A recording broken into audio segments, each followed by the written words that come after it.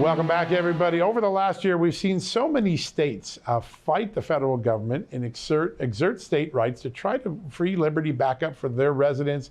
West Virginia is on the front lines of that, and its treasurer has been a champion of fighting the ESG movement at the federal level.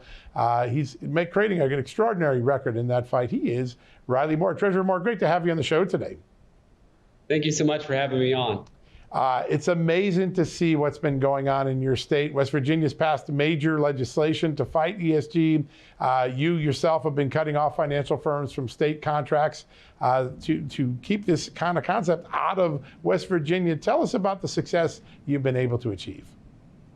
Yeah, thank you. So what we've created here, and at my request, the legislature, was what's called the Restricted Financial Institutions List. So if we have financial institutions that are boycotting the fossil fuel industry, they will be placed on a list that will then bar them from bidding on any state contracts, and will also terminate any contracts in which they currently have with the state of West Virginia. We sent out 6 letters to financial institutions that I was authorized to do business with or was currently doing business with. To be clear, we contract out all of our services here, just like almost every other state in the country. And it came back that 5 of those financial institutions, after their appeal period, we found that they were boycotting the fossil fuel industries, and which for us is a clear conflict of interest, right?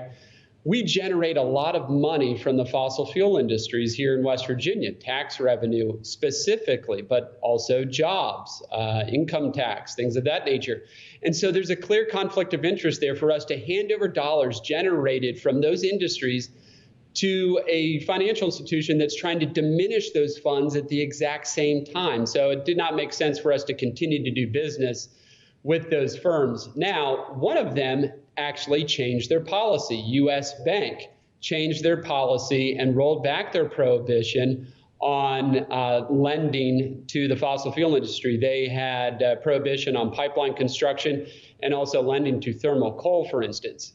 They changed that policy, and that is a win. And that's how we're going to win against ESG, this environmental social governance movement.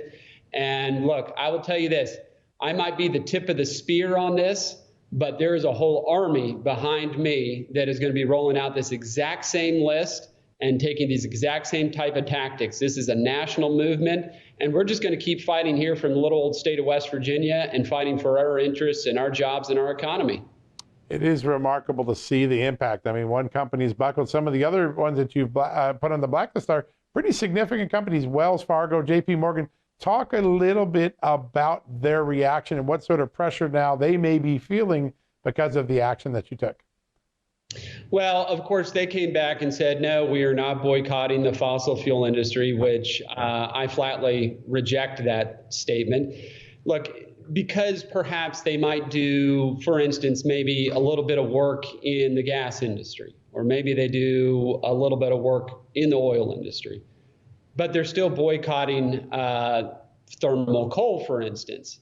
It's not just one, it's all of them. It's coal, gas, and oil. Just because you might do business with gas, but then you boycott oil and coal, you are still having put in place a prohibition on even a conversation. So it's a preemptive denial of even having the conversation to be able to access capital. So you have to remember, this is really a coercive movement that's happening, what I've kind of called coercive capitalism. And in many instances, it's economic extortion, where they're trying to get us to comply with their worldview as it relates to the environment in these industries. And we're not going to comply. We will not comply. We're going to protect our industries here. And they have distorted the free market, which is the saddest fact of this whole thing. And what we're trying to do, we're trying to make sure the free market remains free. And what we have done is taken an approach that is a free market solution. Right? I'm a participant in the free market. I'm not a market regulator, and all we are doing is stating our preferences in the marketplace. If you'd like to do business with us, don't boycott our industries. If you'd like to boycott industries that are so important to us here in West Virginia, well, then you can do business somewhere else.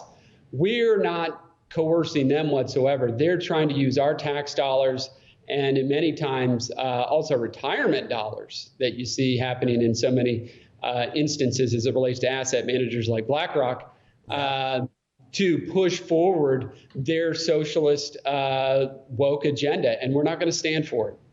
It's amazing. We got about a minute left. You're the quarterback, and you've got some other great players on the team. You got the state legislature, you got the attorney general. Talk a little bit about their roles. We got about 60 seconds left. Well, yeah, look, the legislature, I'm in talks with them now. We are looking at taking further action as it relates to this, particularly in the pension realm.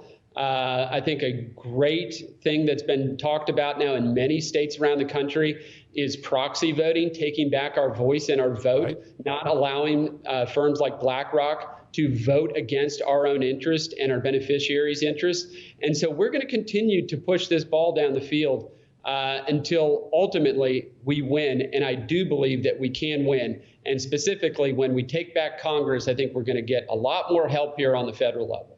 Yeah, Treasurer Riley Moore, you've done some amazing work. A lot of people around the country say they want to be just like West Virginia now. Pretty remarkable movement you've started, and a lot more impact, I suspect, in the near future. Thanks so much for joining us today. Great to have you on the show. Thanks for having me on. Great honor, sir. All right, folks, don't go anywhere. When we come back, Jessica Anderson, Executive Director of Heritage Action for America, our partner, our sponsor for tonight's show, she's going to join us to tell us what other things are going on at the grassroots level in the States right after this.